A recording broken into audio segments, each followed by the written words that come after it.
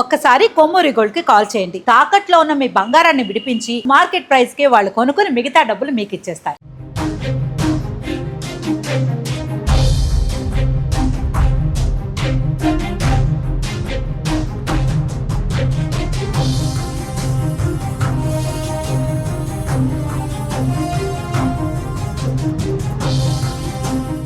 చావు దెబ్బ తిన్న తర్వాత మసూద్ అజార్ ఎవరైతే జైషే మహమ్మద్ ఉగ్రవాద సంస్థని తయారు చేశాడో, బహవల్పూర్లో ఏదైతే ఉగ్ర శిబిరాన్ని నిర్వహిస్తూ చావు దెబ్బ తిన్న మసూద్ అజార్ ఇప్పుడు భారత్పై ఆక్రోశాన్ని వెలగక్కుతున్నాడు.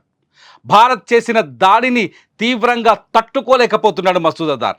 భారత్ చేసిన దాడికి ప్రతీకారం తీర్చుకుంటానంటూ దాచుకొని దొంగచాటున నిలబడి లేఖలు రిలీజ్ చేస్తూ తొడలు కొడుతున్నాడు మసూద్ అజార్.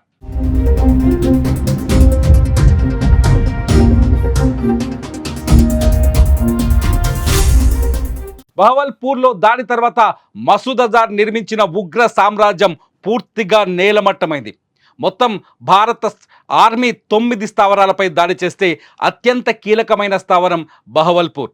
బహవల్పూర్ జైషే మహమ్మద్ ఉగ్రవాద సంస్థకు హెడ్ క్వార్టర్. బహవల్పూర్లో జరిగిన దాడిలో మసూద్ అజార్ ఫ్యామిలీ 10 మంది హతమైపోయారు. వాళ్ళ చావుల్ని చూసి తట్టుకోలేకపోతున్నాడు మసూద్ అజార్. అందుకే నన్ను కూడా చంపేస్తే పోయేదంటూ ఒక లేఖను విడుదల చేశారు.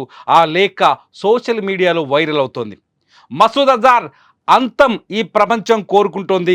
ఈ సందర్భంలో మసూద్ అజార్ భారత్ను వదిలిపెట్టను, పగ తీర్చుకుంటాను, ప్రతీకారం తీర్చుకుంటానని చెప్తున్నాడు. ఇంతకీ మసూద్ అజార్ బతికున్నాడా చనిపోయాడా అనేది ఇప్పుడు $1 మిలియన్ క్వశ్చన్గా మారుతోంది. మసూద్ అజార్ లేఖ మాత్రం తను బతికున్నాడు అని నిరూపించడం కోసమే బయటకు వచ్చిందనే చర్చ కూడా జరుగుతోంది.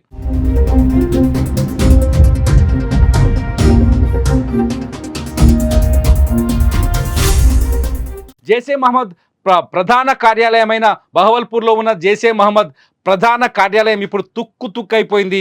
దాదాపు 200 ఎకరాల విస్తీర్ణంలో ఉన్న ఈ కార్యాలయం ఇప్పుడు ఎందుకు పనికి రాకుండా పోయింది. జైషే మహమ్మద్ సంస్థ ఇక్కడ దాదాపు 200 మంది యువతను సేకరించి ఉగ్రవాదులుగా తయారు చేస్తుంది. వాళ్ళకి బాంబులు తయారు చేయడం, కాల్పులు జరపడం, మిస్సైల్స్ వదలడం, ఇటువంటి ట్రైనింగ్ అంతా ఇస్తుంది. మసూద్ అజార్ ఈ దాడితో భారత్ చేసిన ఆపరేషన్ సింధూర్ అటాక్తో మసూద్ అజార్ ఇప్పుడు కుప్ప కూలిపోయాడు, నేలమట్టమైపోయాడు. మసూద్ అజార్ని భారతదేశం ఎప్పుడూ మర్చిపోదు. మసూద్ అజార్ సృష్టించిన రక్తపాతాన్ని భారతదేశం ఎప్పటికీ గుర్తు పెట్టుకుని ఉంటుంది. పాకిస్తాన్లో దాచుకున్నప్పటికీ మసూద్ అజార్ గుండెల్లో నిద్రపోతుంది భారత సైన్యం. ఇంకా చెప్పాలి అంటే ప్రధాని మోదీ మసూద్ అజార్కి ఇక తిరుగులేని ఒక పులిలా కనిపిస్తున్నాడు. ఏ క్షణమైనా దాడి చేస్తాడనే భయాన్ని కలిగించాడు.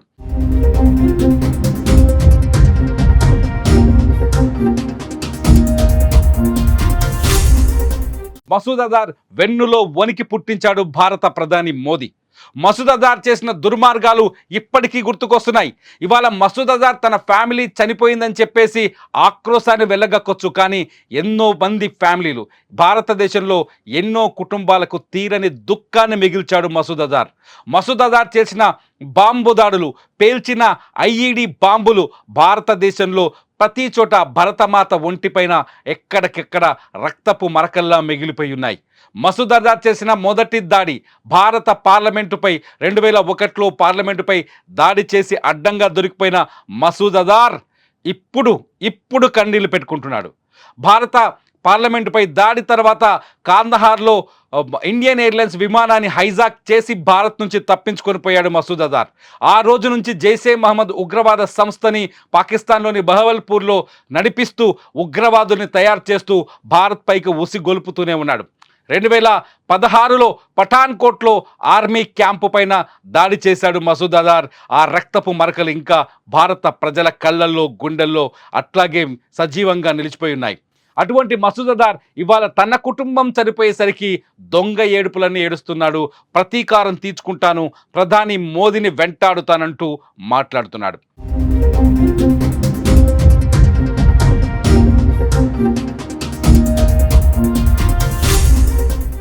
అదే మసూద్ అజార్ 2019లో కశ్మీర్లోని పుల్వామాలో సిఆర్పిఎఫ్ జవాన్లు వెళ్తున్న ఒక ట్రక్పై దాడి చేసి 42 మందిని బలి తీసుకున్నాడు ఈ మసూద్ అజార్. ఈ మసూద్ అజార్ ఇవాళ తన కుటుంబంలో 10 మంది చనిపోవడంతో దొంగ ఉక్రోషాన్ని ప్రదర్శిస్తున్నాడు. తన దేశంలో పారితే రక్తపాతం కాదని భారతదేశంలో పారితే రక్తపాతమని మాట్లాడుతున్నాడు. భారతదేశం యుద్ధ నియమావళిని ఉల్లంఘించిందని చెప్పుకొస్తున్నాడు. భారత్ చేసిన ఈ దాడిని దొంగ దాడి అని చెప్పుకొస్తున్నాడు మసూద్ అజార్. మరి వీళ్ళు చేసిన దాడుల్ని ఎలా అభివర్ణించాలి?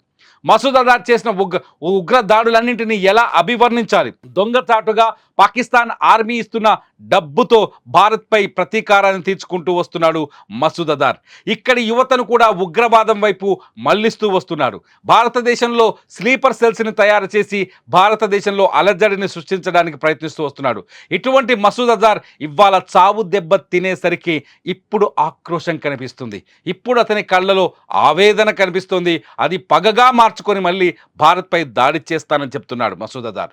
మసూద్ అజార్ చేసిన దాడి రక్తపు మరకలు ఇంకా భారతదేశ వ్యాప్తంగా అలాగే ఉన్నాయి. ఎన్నో కుటుంబాలు, ఎన్ని వందల కుటుంబాలకి దిక్కు లేకుండా చేశాడు తన దాడులతో భారత్లో.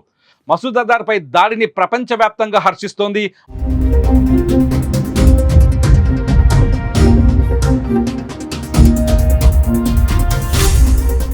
మసూద్ అజార్ ఇప్పటికే ప్రపంచ ఉగ్రవాది, అంతర్జాతీయ ఉగ్రవాదిగా ముద్రపడింది. మసూద్ అజార్ని 2019లోనే ఐక్యరాజ్య సమితి బ్యాన్ చేసింది. అతన్ని అంతర్జాతీయ ఉగ్రవాదిగా ప్రకటించింది. అటువంటి మసూద్ అజార్ సామ్రాజ్యం ఇవాళ ఆపరేషన్ సింధూర్ అటాక్తో నేలమట్టమైంది, కుప్పకూలిపోయింది. దిక్కులేని స్థితిలో పడిపోయాడు ఇప్పుడు మసూద్ అజార్. పాకిస్తాన్ కూడా మసూద్ అజార్ గురించి మాట్లాడలేని స్థితిలోకి వెళ్ళింది. విజువల్స్లో చూస్తున్నాం అక్కడ శవాలను బయటకు తీస్తున్న విజువల్స్. అక్కడ విజువల్స్లో చూస్తున్నాం పాకిస్తాన్లో దొంగ ఏడుపులు ఏడుస్తున్న అక్కడి ఉగ్రవాద మూకకు సంబంధించిన విజువల్స్. ఈ విజువల్స్ చూస్తుంటే అర్థమవుతుంది పాకిస్తాన్లో ఉగ్రవాదం ఏ స్థాయిలో మితిమీరిపోయిందని చెప్పేసి. పాకిస్తాన్ ఇవాళ కూడా ప్రపంచాన్ని చెప్తోంది పాకిస్తాన్లో ఎటువంటి ఉగ్రవాదం లేదు అని. ఎటువంటి ఉగ్రవాదం లేకుండా హఫీజ్ సయీద్కి భద్రత ఎలా కల్పిస్తున్నారు, ఎటువంటి ఉగ్రవాదం లేకుండా మసూద్ అజార్కి రక్షణ ఎలా కల్పిస్తున్నారు, ఇవాళ మసూద్ అజార్కి ఇంత పెద్ద సామ్రాజ్యం ఎలా ఏర్పడింది? ఇది మసూద్ అజార్ చెప్తున్న దొంగ మాటలు. మసూద్ అజార్ని ఏం చేయాలి? ఇటువంటి ఉగ్రవాదిని వేటాడి చంపాల్సిన అవసరం ఉందా లేదా? ఆపరేషన్ సింధూర్ పార్ట్ 1 జరిగింది, మరి పార్ట్ 2 కావాలా వద్దా? మీరేమనుకుంటున్నారు? ఈ వీడియో కింద కామెంట్ చేయండి. చూస్తూనే ఉండండి సుమన్ టీవీ.